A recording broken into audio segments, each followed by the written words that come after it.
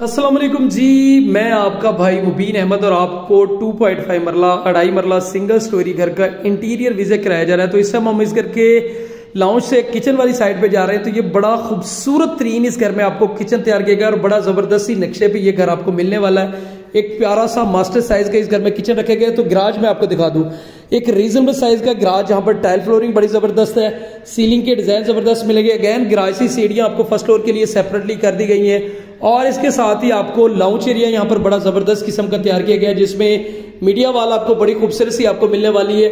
Again ceiling के design यहाँ पर बड़े जबरदस्त आपको मिलेंगे।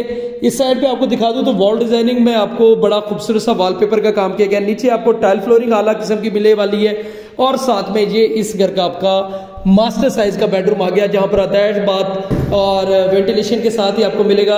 ये वाला वॉशरूम भी आपको दिखा दूं तो यहाँ पर भी आपको खूबसूरत सी सीट और टाइल का काम किया गया है। सिर्फ और सिर्फ 30 लाख इस घर की डिमांड टोकन पे निगोशिएबल है। New green city housing society गंजमता आलू रोड लाहौर मगर वाक़ है।